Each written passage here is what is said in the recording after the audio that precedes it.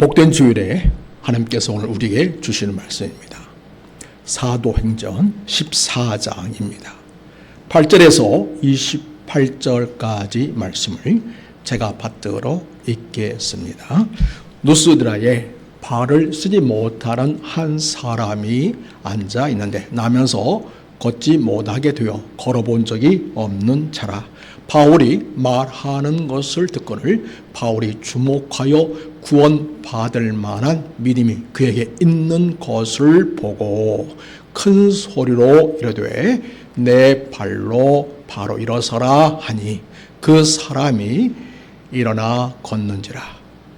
무리가 바울이 한 일을 보고 누가 오니와 방언으로 소리질러 이르되 신들이 사람의 형상으로 우리 가운데 내려오셨다 하여 바나바는 제우스라 하고 바울은 그 중에 말하는 자이므로 헤르메스라 하더라. 시의 제우스 제사장이 산당의 제사장이 소와 화환을 가지고 대문 앞에 와서 우리와 함께 제사하고자 하니 두 사도 바나바와 바울이 듣고 옷을 찢고 무리 가운데 뛰어 들어가서 소리 질러 이르되 여러분이요 어찌하여 이러한 일을 하느냐. 우리도 여러분과 같은 성정을 가진 사람이라. 여러분에게 복음을 전하는 것은 이런 헛된 일을 버리고 천지와 바다와 그 가운데 만물을 지으시고 살아 계신 하나님께로 돌아오게 함이라. 하나님이 지나간 세대에는 모든 민족으로 자기들의 길들을 가게 방임하셨으나 그러나 자기를 증언하지 아니하신 것이 아니니 곧 여러분에게 하늘로부터 비를 내리시며 결실기를 주시는 선한 일을 하사 음식과 기쁨으로 여러분의 마음에 만족하게 하셨느니라 하고 이렇게 말하며 겨우 무리를 말려 자기들에게 제사를 못하게 하니라. 유대인들이 안디옥과 이고니온에서 와서 무리를 충동하니 그들이 돌로 바울을 쳐서 죽은 줄로 알고 수위로 끌어내치니라.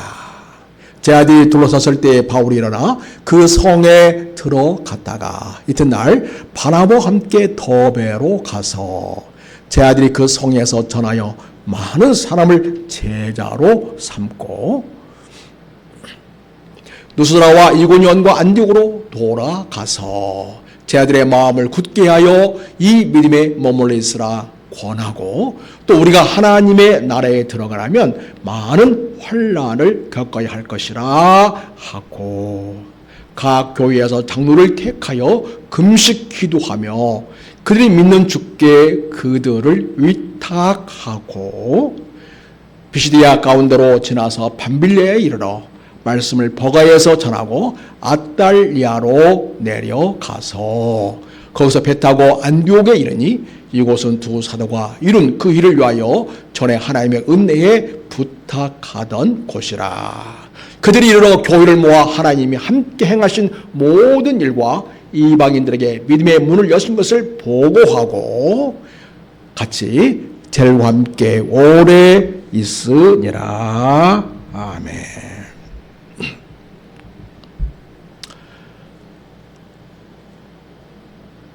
2024년 추석 명절 연휴가 시작이 되었습니다.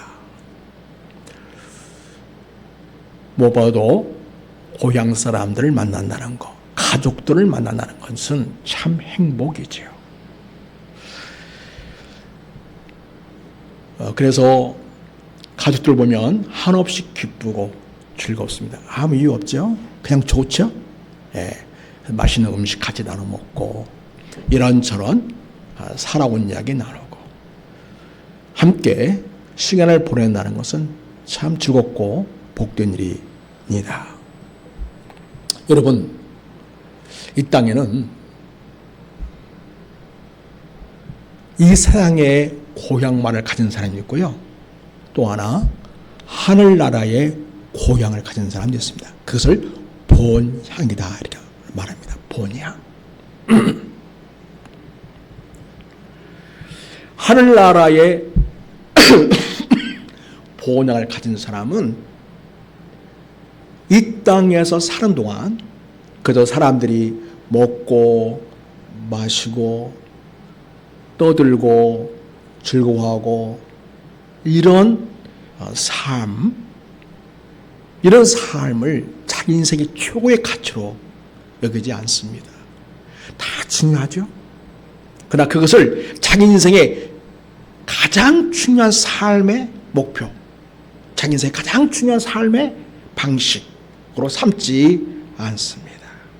사랑하는 여러분, 그러면 우리가 추석 명절을 맞이해서 한번 생각해 볼 것은 진정한 자기의 영적인 고향인 하늘 본향을 가진 자의 삶은 어떠한 모습일까 하는 것입니다.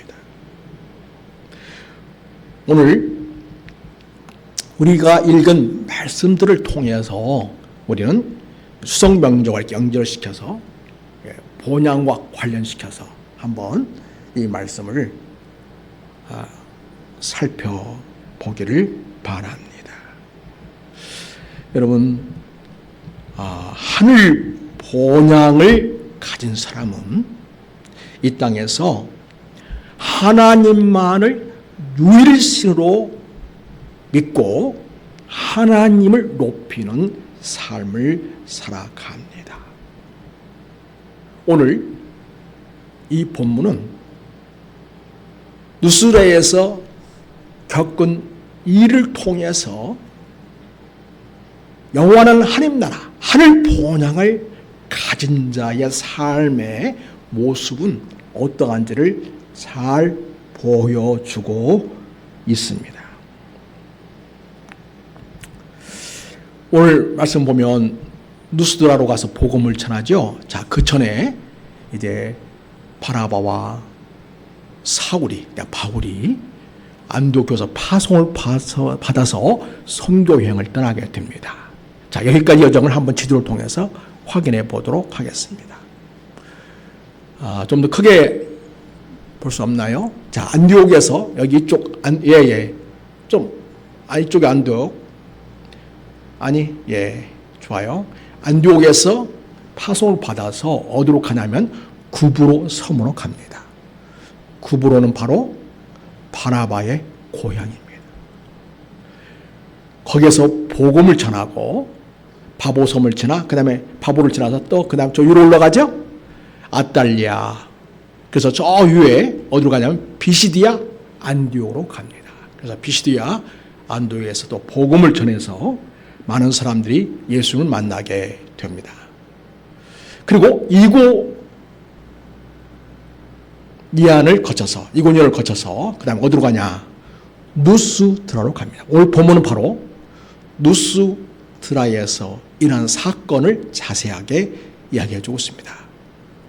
그래서 이고니온, 누스드라, 더베 이렇게 해서 이렇게 선교여행하면서 일어난 사건인데, 특별히 오늘 본문은 누스드라에서 안전병인차를 바울 사도께서 주의 권능으로 일어나 걷게 함으로써 일어난 사건들을 기억하고 있습니다. 자, 누스드라에 발을 쓰지 못한 사람이 있었어요. 근데 이 사람은 나면서부터 걷지 못한 사람입니다. 그래서 걸어본 경험이 전혀 없는 사람입니다. 참 인생이 얼마나 가엾습니까? 자, 근데 이 사람이 바울이 복음을 전하는데 바울을 아주 눈이 뚫어지라고 쳐다보는 거예요. 바울을 주목했다 이렇게 말하고 있습니다. 바울을 딱 보니까 이 사람은 복음을 잘 들을 뿐만 아니라 그 복음의 핵심인 예수님을 자기 인생의 주와 구원자로 영접할 믿음이 있어 보였다는 것입니다. 그래서 9절 보면 바울이 말하는 것을 듣거늘 바울이 주목하여 구원받을 만한 믿음이 그에게 있는 것을 보고 그 다음에 믿음을 확인을 합니다. 큰 소로 이르되 우리 같이 한번 읽어볼까요? 시작. 내 발로 바로 일어서라 하니 그 사람이 일어나 걷는지라. 기절 초풍한 일이죠. 이제 이런 일이 한 번도 본 적도 없고 그 얘기를 들은 적도 없습니다. 그런데 이 바울을 통해서 나면서부터 안진뱅이 된 이 사람을 걷게 했다는 거죠. 놀라운 일입니다. 그러니까 이 사건은 다시 말하면 사도행전 3장에서 베드로와 요한이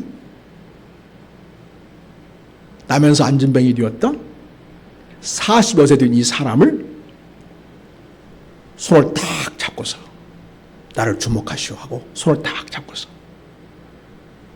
일어나 걸으시오 하고 손을 탁 힘을 줘 이렇게 세우니까 발에 힘을 얻고 걷게 되었죠.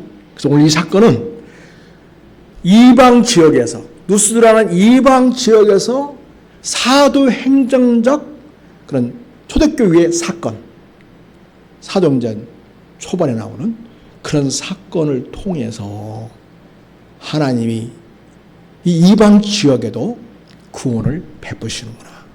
이방 지역에 있는 영혼들을 하나님께서는 그들이 구원받기를 원하시는구나. 그래서 그들의 영혼을 돌아보시는구나. 그러한 확인이 있는 사건이 되겠습니다. 자, 그래서 여러분, 바울 사도께서 이제 그 사람을 이렇게 세워서 걷게 하니까 11절에 다 놀래가지고 무리가 뭐라고 얘기합니까? 사람의 모양을 하고 내려온 신이다 이렇게 얘기합니다. 그래서 바울은 말을 하니까 헤르마스라고 하고 말을 한 신이죠. 그 다음에 제우스는 우주의 신이라고 알고 있는 헬라 세계에서는 우주의 신이라고 알고 있는 신이에요. 그래서 바나바는 제우스, 바울은 헤르메스 이렇게 신으로 여기는 거예요. 그럴 수밖에 없는 것이 이런 경험을 해본 적이 없는 거죠. 그러니까 누스드라에 갑자기 두 사람이 와가지고 무슨 예수를 이야기하는데 그런 가운데서 복음을 전한 가운데 나면서부터 안집에 있는 이 사람을 일어서게 하니까 신만이 할 수 있는 일을 한 거죠. 그러니까 거기 있는 동네 사람들이 다 모여들었습니다. 거기에 제우스 신당의 대상이 소를 가지고 와요. 꽃다발을 가지고 옵니다. 그리고 그 제우스 신당 대문 앞에 와서 거기 모여든 동네 사람과 함께 집 앞에 있는 이 사울, 바울과 이 바나바를 신으로 그렇게 여기고 지금 제사를 드리려고 하는 거죠. 신들이 우리에게 내려왔다 하는 겁니다. 그러니까 여기 있는 그 제우스 신당의 산당에 제상을 비롯한 그 누스드라 사람들도 깜짝 놀랐지만 지금 이들의 하는 일을 보고 바나바와 바울도 깜짝 놀랐어요. 자기들을 하나님으로 여기고 자기가 제사한다니까 세상에 살다 별일 다 겪는다 싶은 것이죠. 그래서 14절 보면 두 사도 바나바와 바울이 여기서 두 사도가 표현하고 있어요. 원래 사울은 이제 바울 사도죠. 바나바는 성령 충만한 그런 하나님의 사람, 목회자죠. 지금 목사님이죠. 그런데 여기서는 복음을 위하여 보냄 받은 자라고 하는 사도란 뜻이 있잖아요. 그 넓은 뜻으로 이렇게 확장을 해서 바나바는 예수님의 직접 제자는 아니고 그렇긴 하지만 바나바까지도 사도라고 표현하고 있습니다. 바나바와 바울이 듣고 옷을 찢고 무릎 가운데 뛰어 들어가서 소리를 질렀습니다. 아, 여러분, 이게 무슨 일입니까? 어째 이런 일 하는 겁니까? 자, 그러니까 사람들이 멈칫하죠. 여러분, 우리도 여러분과 똑같은 성정을 가진 인간에 불과한 존재입니다. 우리 신이 아닙니다. 이런 짓 하지 마십시오. 여러분에게 제가 오늘 복음을 전했는데 왜 이 복음을 전했냐? 바로 이런 헛된 신, 이런 헛된 일을 버리고 천지와 바다와 그 가운데 만물을 지으시고 살아계신 하나님께 돌아오게 하려고 내가 지금 복음을 전한 겁니다. 여러분, 사람은 사람일 뿐이지 피조물인 것 뿐이지 절대 신이 아닙니다. 과거에 지나간 세대에는 사람들이 뭘 몰라서 그렇게 했지만 이제는 하나님이 자기 종을 보내서 온 세상에 천주와 만물을 창조하신 하나님만을 섬기도록 그렇게 말씀하시고 있고, 그래서 우리를 보낸 것이고, 또 그분이 보내신 예수 그리스도를 믿어 죄사함 받고 구원받게 하려고 하나님께서 우리를 여러분에게 보낸 것입니다. 여러분, 나도 사람이요. 그러니 절대 제사하지 마시오. 그렇게 제사하려는 것을 막았습니다. 사실 하나님은 창세 이후로 인생들을 사랑하셔서 인간들이 먹고 살 수 있는 모든 것들을 공급하시고 환경을 제공하신 분임에는 틀림이 없습니다. 그래서 10절에 보면 그러나 자기를 증언하지 아니하신 것이 아니니 곧 여러분에게 하늘부터 비를 내리시며 결석기를 주시는 선한 일을 하셔서 음식과 기쁨으로 여러분의 마음에 만족하게 하셨느니라. 그래서 여러분, 제우스 신이 우주의 신이 아닙니다. 살아계신 하나님이 진짜 신입니다. 그분이 하늘에서 햇빛을 내려주시고 비를 내려주시고 바람이 불게 하시고, 그래서 여러분이 먹을 수 있는 음식과 기쁨으로 살아갈 수 있도록 여러분을 복 주신 분이 바로 하나님이십니다. 오직 그만을 경배해야 합니다. 이렇게 겨우 무리를 말려서 자기들에게 제사를 못하게 하고요. 그러나 오직 하나님만을 높이게 하는 것을 보게 됩니다. 사랑하는 여러분, 바울은 자기가 신으로 대접할 수 있는 저류의 기회를 맞이했습니다. 그렇지만 자기 옷을 찢으면서까지 과격하게 그렇게 신으로 대하는 것을 가로막고 서는 것을 보게 됩니다. 그리고 지금 누구를 소개하고 있습니까? 창조주 하나님이십니다. 그리고 그가 보내신 예수 그리스도를 통한 구원을 이야기하려고 하는 것입니다. 사랑하는 여러분, 오늘날 거짓 선지자들, 거짓 목회자들은 자기를 신처럼 사람들이 대우하도록 하지 못해서 안 난 것처럼 보이는 사람들이 있습니다. 대부분 그런 사람들은 이단 교주들이지요. 또 정통 교단에서 보수 목회를 한다는 목사님들도 교세가 좀 많아지고 교회가 돈도 좀 많아지고 사람들에게 자기 이름이 좀 알려지고 교단에서 어떤 영향력을 행사할 수 있는 위치가 되다 보니 마음이 높아져도 너무 높아져서 자기를 예수님을 받 받드는 것처럼 받들기를 바라는 마음으로 은근슬쩍 그렇게 자기를 신격화하는 사람들이 있습니다. 다 가짜입니다. 따라서 해볼까요?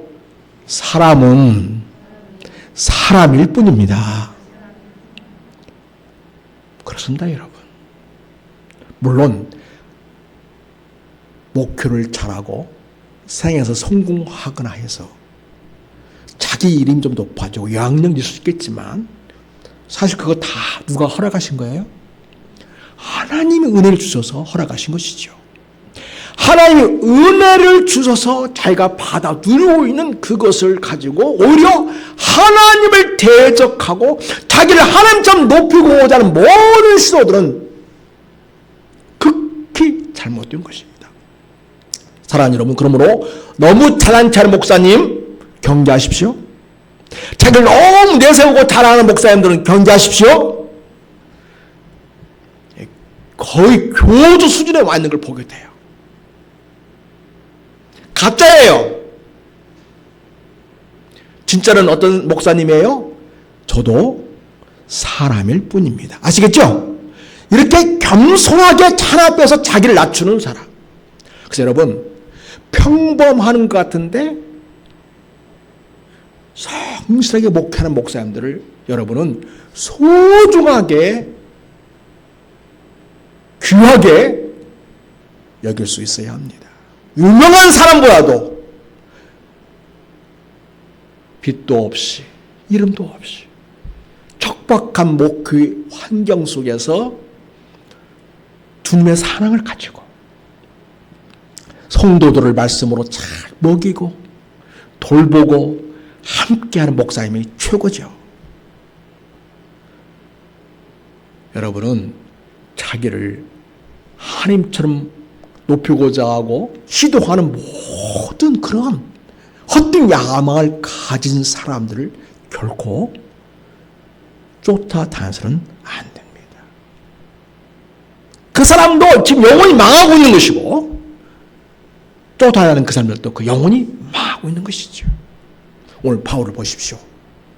옷을 찢으면서까지 분노하면서까지 단호하게 자기를 하나님처럼 섬기려는 그 모든 시도를 지금 막아서고 있지 않습니까? 어떤 구구의 단체 모임에서 어떤 목사님은 어떤 권사님이 이렇게 목사님을 추앙했대요. 목사님은 성령님과 같은 분 같으세요. 그럼 어떻게 해야 되겠어요? 아유, 권사님 무슨 말씀을 그렇게 하세요? 절대 그런 말씀하시면 안 됩니다. 저는 무엇일 뿐입니다? 사람일 뿐입니다. 하나님의 은혜로 이렇게 주 앞에 쓰임받는 것이 감사할 따름입니다. 이렇게 말했어야 되는 거 아닙니까? 근데 그거를 그냥 받아주는 거예요. 그대로.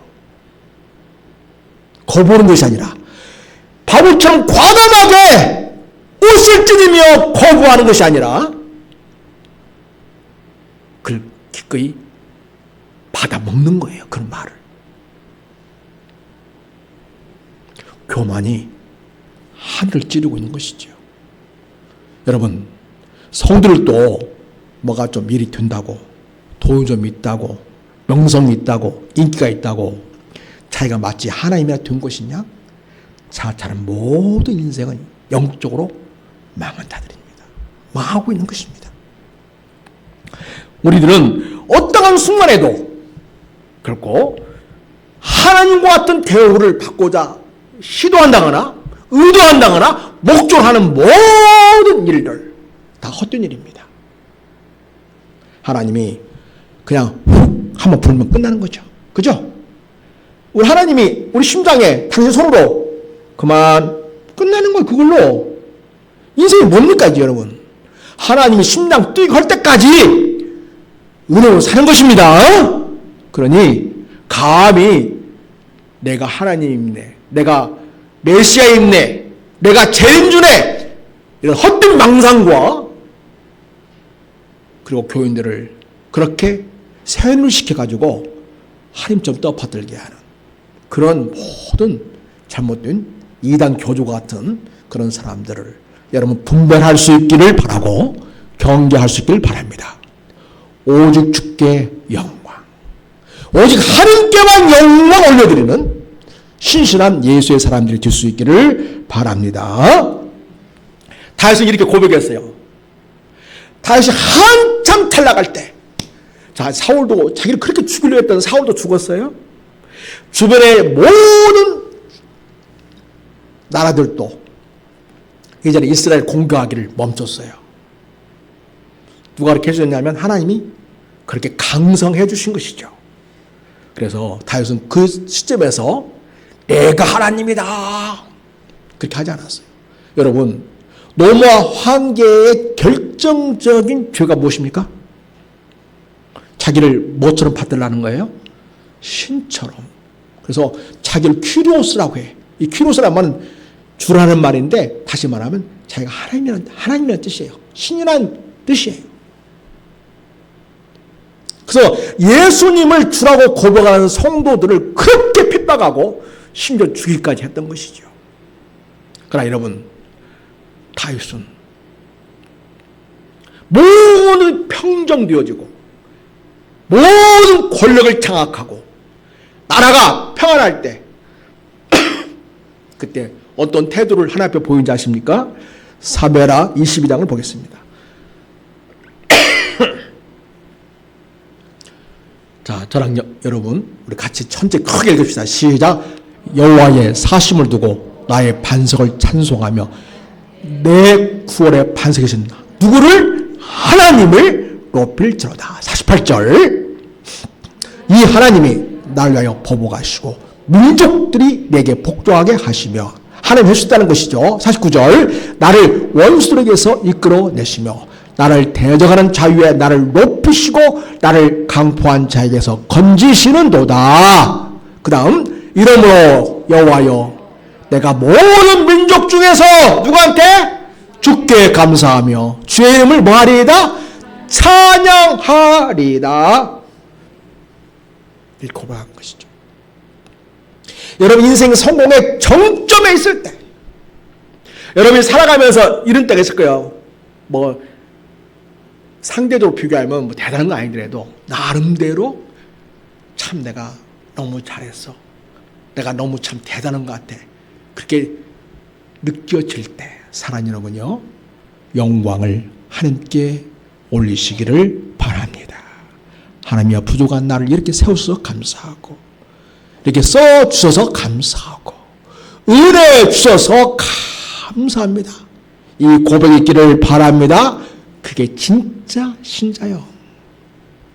자, 여러분 보십시다. 에베소 1장 보면 바울의 신앙 고백이 있습니다. 1장 3절 제가 읽겠습니다. 찬송하려다 하나님 곧 우리 주 예수 그리스도의 아버지께서 그리스도 안에서 하늘에 속한 모든 신령한 복을 우리에게 주셨습니다. 곧 창세 전에 그리스도 안에서 우리를 택하셨습니다. 우리로 사랑 안에서 그 앞에 거룩하고 흠이 없게 하시려고 그 기쁘신 뜻대로 우리를 예정하사 예수 그리스도로 말미암아 자기의 아들들이 되게 하셨습니다. 이런 그가 사랑하신 자 안에서 우리에게 거저 주시는 바 그의 은혜의 영광을 찬송하게 하는 것이라. 그러니까 창세 전부터 하나님이 우리를 택정하셔서 하나님의 아들들, 하나님의 딸들이 되게 하시는 계획을 세웠다는 것입니다. 그리고 예수 안에서 우리를 구원하셔서 하나님을 찬송하는 아름답고 복스러운 인생으로 세워주셨다는 것입니다. 그러면서 말합니다. 왜 하나님이 이토록 우리를 위해 주셨는가? 그의 은혜의 영광을 찬송하게 하는 것이었다. 그래서 여러분, 우리가 예수 안에서 구원받고 신령한 은혜를 누리고 하나님의 은총 날마다 경험하며 살아가는 모든 삶, 나의 지난 과거에서부터 지금 그리고 앞으로 영원한 하나님 나라에서 살아갈 그 앞으로 영원까지 다 우리를 위해서 준비해 주지 않았습니까? 이런 놀라운 은혜를 주신 하나님 앞에서 우리 할 일이 무엇일까요? 그의 은혜의 영광을 찬송하는 삶이어야 하겠습니다. 할렐루야. 하나님 높이는 우리가 되길 바랍니다. 자, 빌립보서 1장을 봅니다. 빌립보서 1장에서 바울은 오직 다 주님의 은혜입니다라고 고백하고 있습니다. 20절에 같이 읽겠습니다. 시작. 나의 간절한 기도와 소망을 따라 아무리든지 부끄러워하지 아니하고 지금도 전과 같이 온전히 탐다여 살든지 죽든지 내 몸에서 그리스도가 존귀하게 되려 하나니. 그 다음에 시작. 이는 내게 사는 것이 그리스도니 죽는 것도 유익함이니라. 살든지 죽든지 나를 위하여 그 할 영광 보좌 버리시고 이 땅에 오셔서 인간의 몸을 입고 와서 내 모든 죄값을 대신 치러주시고 십자가에 죽으셨으나 부활하셔서 하늘 영광의 보좌에 앉아 계신 그 예수님, 그 주님을 위해서 사는 것이 우리 인생의 영광입니다. 그분을 위해서 우리가 죽는 것도 영광입니다. 그러니 우리가 살든지 죽든지 예수님을 존귀하게 하는 삶을 이루어가는 우리가 될 수 있기를 바랍니다. 이게 바로 하늘 본향을 가진 자의 삶의 모습입니다. 고린도후서 10장에서 바울 사도는 이렇게 말씀하십니다. 같이 읽겠습니다. 시작. 그런즉 너희가 먹든지 마시든지 무엇하든지 다 하나님의 영광을 위하여 하라. 그래서 여러분, 인생에 우리의 목적은 확실히 정해져 있어요. 오직 하나님의 영광을 위한 삶을 살아가겠습니다. 여러분, 그렇게 하나님께 기쁨 드린 인생이 되기를 바랍니다. 권력을 가진 자나 또 종교 세계에서 좀 높은 자리에 있거나 어떤 권세와 권력 맛보면 자기가 하나님인 줄 알아요. 자기가 하나님인 줄 알아요. 여러분, 하나님께서 구약의 왕들을 통해서 분명히 보여주는 무엇입니까? 왜 하나님께서 왕들에게 권력을 위임해 주셨습니까? 뭐 하라고? 백성을 사랑하라고, 백성을 돌보라고. 여러분, 우리는 그 대통령의 자리도 하나님께서 허락하셨기 때문에 한 줄 믿습니다.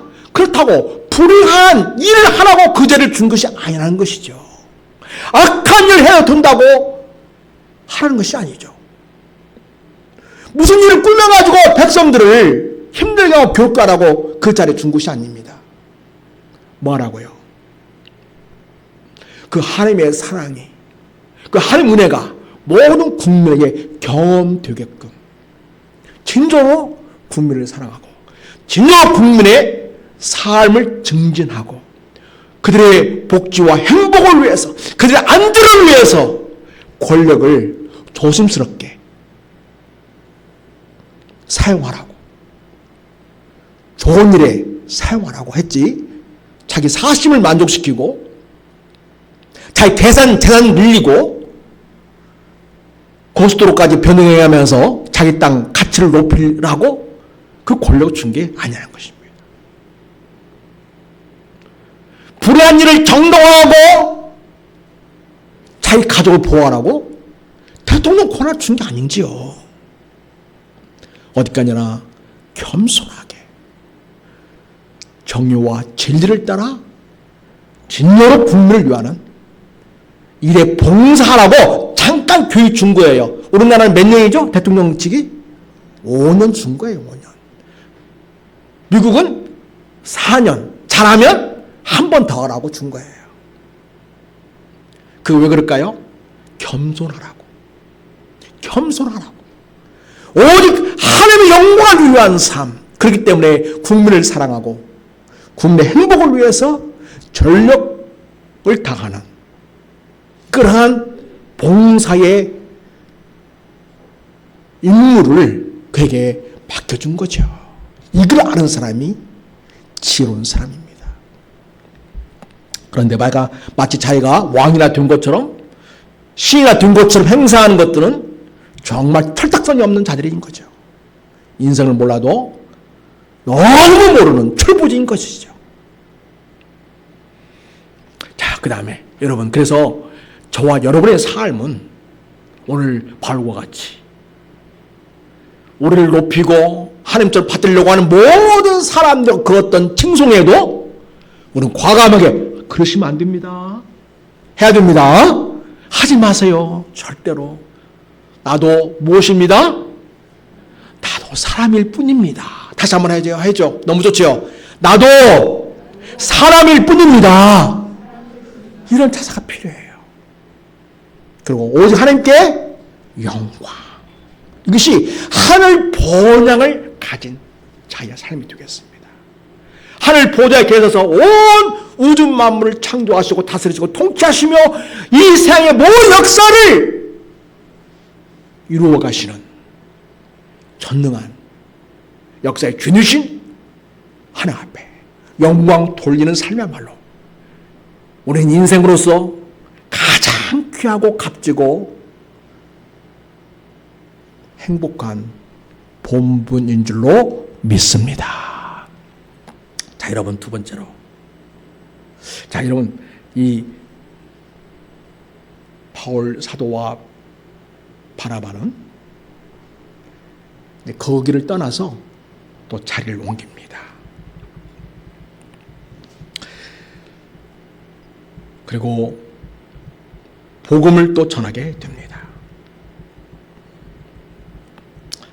자, 그런데 여러분,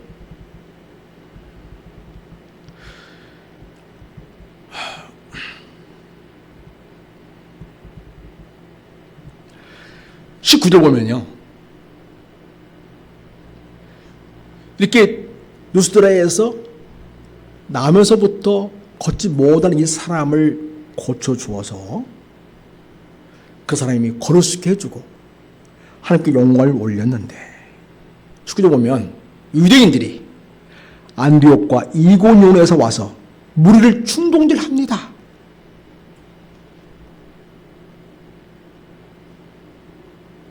뭐라고 했는지는 나와 있지 않지만 분명히 예수를 전하기 때문에 부활하신 예수를 전하고 복음을 전하기 때문에 그거를 시기해서 유대인들이 사주를 한 것이죠.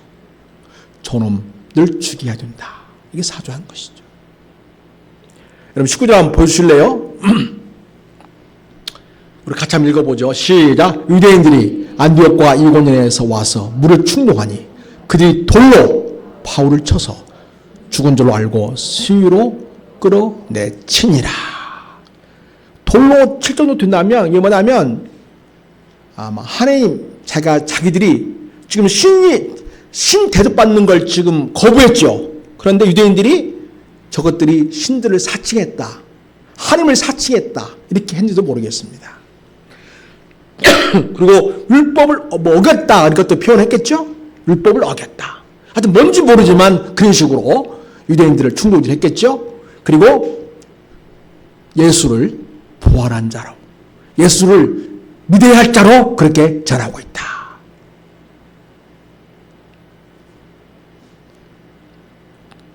그래서 유대인들이 그토록 시기하고 죽였던 그 예수를 그가 부활했다. 그분이 우리의 주인이 되시고 우리 구원자이시다. 지금 그 선포하는 거 아니겠어요? 복음 내용이. 그래서인지 지금 보면은 무리를 충동질해 가지고 돌로 쳐가지고 다 죽은 거죠. 바울을 쳐서 죽은 줄 알고 수위로 끌어내쳤다 이렇게 말하고 있습니다. 정말 좋은 일하고 이렇게 어려움을 겪게 됩니다. 자, 20절 봅시다. 제 아들이 둘러섰을 때에 이제 바울이 쓰러져 있어요. 다 죽어, 이제 사람도 죽었다고 생각했습니다. 근데 하나님께서 그걸 다시 살아나도록 하십니다. 20절 보면 제 아들이 둘러섰을 때에 바울이 이제 쓰러져 있고요. 피 질질 흘려가지고 온몸이 망치장애가 되어서 지금 축 늘어져 죽은 사람처럼 돼 있죠. 근데 제 아들이 둘러섰을 때에 그를 둘러서 있어요. 바울이 일어납니다. 바스락거리더니 부스럭부스럭 하더니 손으로 땅을 짚고 무릎을 이렇게 세우고 일어났습니다. 그리고 어디에 들어갔다고 말해요? 그 성에 들어갔다. 거기서 그렇게 험한 일을 겪었잖아요. 그러면 보통 사람들은 어떤 생각이에요? 뒤를 돌아보기도 싫은 거죠. 끔찍한 일을 당했으니까. 자기를 돌로 쳐 죽인 사람들 아닙니까? 무슨 그 사람들한테 정이 있다고.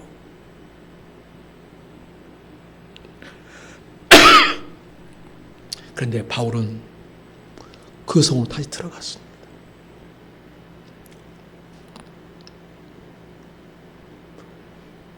자기를 돌로 쳐 죽이는 이 사람들을 있는 그곳으로 다시 들어가게 하는 그 정신, 그 마음, 그 결심, 도대체 어디서 나온 것일까요?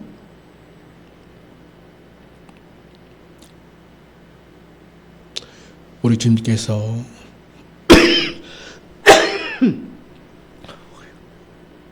십자가에 죽으셨다가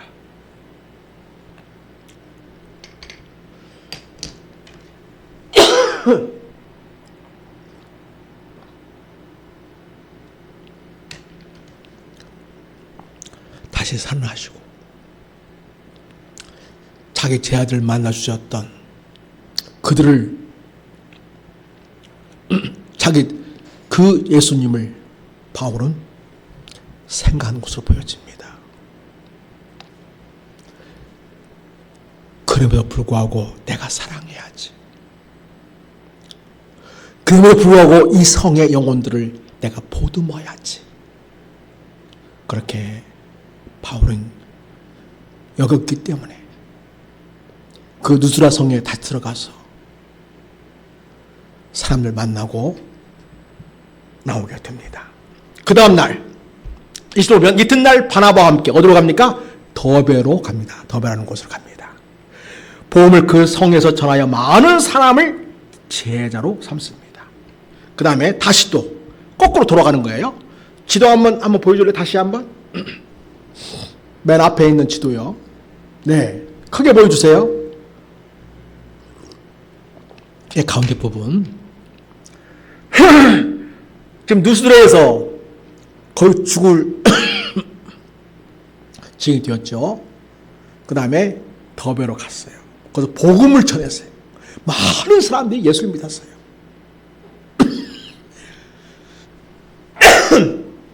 지치지 않는 복음의 뜨거운 열정으로 복음을 전할 때 누스드레에서 그렇게 험한 꼴을 당했지만 더베에서 수많은 영혼들을 구원하는 놀라운 일을 이루는 것을 보게 됩니다.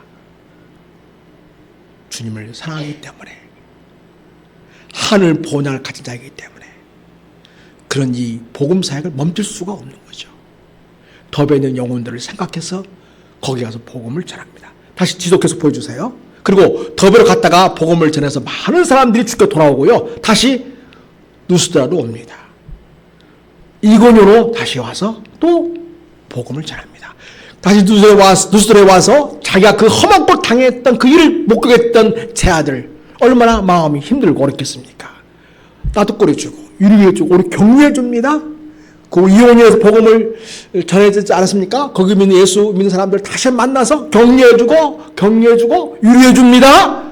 그리고 비시디아 안도로 가서 다시 좀 내려오죠. 다시 버가와 아달리아를 거쳐서 저기 쭉 화살 이쪽으로. 네, 그 어디로 갑니다? 안디옥으로 갑니다. 안디옥은 어떤 교회죠? 여러분, 저 가운데 있는 안디옥은 비시디아 안디옥. 여기 지금 보여지고 있는 안디옥은 시리아 안디옥이에요. 이 안디옥교회는 바로 안디옥교회가 있는 곳이죠. 바로 바나바와 바울을 파송했던 교회, 그 안디옥 교회를 말하는 것입니다. 자, 그래서 여러분, 그 다음 절 보면, 자, 이렇게 다시 왔던 길을 다시 돌아서 거기에 가가지고 무슨 일을 했어요? 20절 읽겠습니다. 시작. 제 아들의 마음을 굳게 하여 이 믿음에 머물러 있으라 권하고, 또 우리가 하나님 나라에 들어가려면 많은 환난을 겪어야 할 것이라 하고. 그러니까 예수 믿으면서 어려움 겪는 것은, 이렇게 핍박받는 것은 너무나 자연스러운 일이다. 이걸 이상히 여기지 말아라. 우리 예수님도 이 땅에서 얼마나 많은 핍박을 받았는가. 심지어는 십자가에 달려 죽기까지 하시지 않았는가 하면서 격려했겠죠. 그 다음에 23절, 각 교회에서 장로를 택하여 금식기도 하며 그들 믿는 주께 그들을 위탁하고, 또 직분자를 세웁니다. 그리고 그들 주님께 의탁을 합니다. 그 다음에 비시디아 가운데로 지나서 밤빌리아 이르러 말씀을 버거에 전하고 아떼알리아로 내려가서 거기서 배 타고 안디옥에 이르렀다. 26절에. 그래서 거기가 어디냐? 이곳은 두 사도가 이룬 그 일을 위하여 전에 하나님의 은혜에 부탁하던 곳이었다. 이렇게 말하고 있습니다. 그러면서 27절에 그들이 이르러 교회를 모아 하나님이 함께 행하신 모든 일과 이방인들에게 믿음의 문을 여신 것을 보고했어요. 제가 이렇게 복음을 전했습니다. 하나님이 이렇게 은혜 주셔서 이렇게 구원의 놀라운 역사를 이루어 주셨습니다. 보고하고요. 저와 함께 오래 있으니라.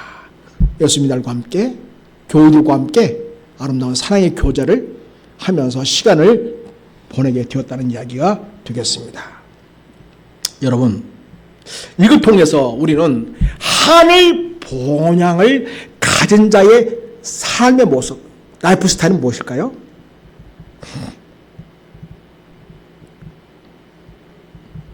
바로 교회를 사랑하고 교회를 돌아보는 것입니다. 그리고 교주와 함께 더불어 사랑의 교제를 함께 나누는 것입니다. 하나님 역사를 함께 나누며 서로 격려하고 힘을 북돋아 주는 것입니다. 그래서 여러분, 예수 믿는 사람들은요, 위로는 하늘에 계신 하나님께 영광을 올려드리는 삶을 살고, 옆으로는 함께 예수 믿는 자들을 돌아보는 거예요. 지금 바울의 몸은 얼마나 만신창이고 얼마나 지쳤겠습니까? 그럼에도 불구하고 주님께서 생명 바치시기까지 사랑한 그 교회를 위하여, 그 성도들을 위해서 다시 믿음에 굳게 서게 하고, 환난을 당할 거지만은 담대하게 환난을 믿음으로 이겨내면서 주님이 당하신 그 핍박을 생각하면서 나도 그 주님의 고난에 동참한다는 믿음으로 이 어려움을 잘 감당해내야 됩니다 라고 격려하면서 지금 교회들을 다시금 다독거리고 가고 있습니다. 그리고 자기들 파송했던 교회에 가서 지금까지 제1차 선교 여행을 통하여 했던 모든 전도 사역에 대해서 낱낱이 성도들에게 교회 앞에서 보고하고, 그리고 아름다운 사랑의 교제를 누리면서 지내고 있음을 보게 됩니다. 이렇게 여러분, 그토록 바울 사도는 교회를 사랑했습니다. 교회를 돌아보았습니다. 교회를 굳건히 세우는 일에 자기 모든 것을 다 하고 있음을 보게 됩니다. 사랑하는 여러분, 하늘 본향을 가진 그리스도인이라면 교회를 사랑하는 사람입니다. 교주가 더불어 힘든 일도 함께 나누고 기쁜 일도 함께 나누면서 함께 하나님 나라의 일을 이루어 가는 것입니다. 이게 그리스도인의 삶입니다. 예수를 모르는 사람들은 돈 벌어서 밥 먹고 재밌게 지내다가 죽는 것이 인생의 전부입니다. 그러나 예수 믿는 사람은 달라요. 하나님께 영광을 돌리는 삶, 그리고 교회를 사랑하고 교회를 돌아보고 교회를 통하여 하나님의 위대한 하나님 나라를 이 세상에 이루는 일 위해서 협력하고 교제하고 사랑하고 그렇게 시간을 함께 보내면서 서로 격려하는 삶, 서로 지지하는 삶, 서로 믿음을 굳건히 하는 삶을 살아가는 것이 그리스도인의 삶의 스타일, 라이프 스타일이 되겠습니다. 사랑하는 여러분, 말씀을 맺겠습니다. 자, 우리가 추석을 맞이해서 우린 자기 고향을 다 가고 싶어하고 고향에 계신 부모님을 만나길 원합니다. 그러나 고향 오지만 부모님이 돌아가셔서 안 계신 분도 너무 많죠. 사랑하는 이와 함께 시간을 보내고 싶지만 이미 생을 떠난 분도 너무 많지요. 그러나 여러분, 우리는 하나님을 믿습니다. 우리에게는 영원한 하늘 본향이 있습니다. 영원한 하나님 나라가 우리에게 있습니다. 이렇게 영원한 우리의 영혼의 고향인 하늘 본향을 가지고 있는 사람들은요, 첫 번째는 모든 삶을 통해서 하나님께 기쁨이 되고 영광을 올려드리는 삶을 추구합니다. 이렇게 하늘나라의 본향을 두고 있는 그리스도인들은 어떤 삶을 살아가는가? 교회를 사랑하고 성도를 돌보고 협력하며 지지하며 위로하며 믿음을 굳건히 하며 함께 축복하고 기도하면서 아름다운 하나님 나라의 가족을 세워가는 것입니다. 이것이 라이프 스타일, 성도의 삶의 스타일입니다. 이러한 성도들로 살다가 하늘 본향 그날에 이르기까지 온전한 믿음의 승리를 이루는 우리 모든 교우들이 되셔서 우리 주님께서 여러분 만나실 때에 참 애썼어, 수고 많이 했어, 내가 다 보았지, 내 그 눈물도 보았고 슬픔도 보았고 위로움도 내가 다 보았어, 그때 내가 너와 함께 했었지, 이제 나와 함께 영원토록 즐거움을 누릴 거야. 여긴 더 이상 눈물도 없어, 한숨도 없어, 고통도 없어, 죽음도 없어, 아프지도 않아. 영원한 생명만이 가득한 하늘나라야. 넌 나와 함께 영원토록 이 나라를 누리게 될 거야. 이렇게 하시면서 우리를 안아주시고 따뜻하게 맞아주시고 등 두들겨줄 것을 내다보면서 오늘 주어진 믿음의 삶 아름답게 이루어가시는 우리 성도 여러분 되시기를 축복합니다. 하늘 본향을 가진 그리스도로서 삶을 이루어가는 우리 모든 성도가 되시기를 예수님 이름으로 부탁하고 축복합니다. 하나님 아버지 감사합니다. 이 땅의 것만이 전부인 줄 알고 살아가는 많은 사람들이 있습니다. 저에게 믿음을 주셔서 예수를 믿게 하시고 우리에게는 하늘 본향이 있다는 것을 알게 하시니 감사합니다. 하늘 본향이 있는 자들은 영원하신 생명의 주, 창조주시오 역사의 주이신 하나님 영광을 위하여 사는 자임을 믿습니다. 주여 우리 삶을 통해서 하나님께 영광과 기쁨 되게 하여 주시옵소서. 또한 하늘의 본향을 두는 자들은 교회를 사랑하고 돌보고 협력하고 지지하고 세우며 함께 하나님 나라의 역사를 이 땅에서 이루어가는 삶을 지향합니다. 주여 우리가 하나님 나라에 이를 때까지 그렇게 살아갈 수 있도록 성령 충만함을 주시옵시고 지혜와 능력을 주시옵시고 감당할 수 있는 힘도 주시옵시고 하나님 기뻐하시는 아름다운 복음사에게 동역자로 쓰임받는 우리 모두로 세워주시옵소서. 우리에게 영원한 본향을 주신 주 예수 그리스도의 이름으로 축복하고 기도드리옵나이다. 아멘.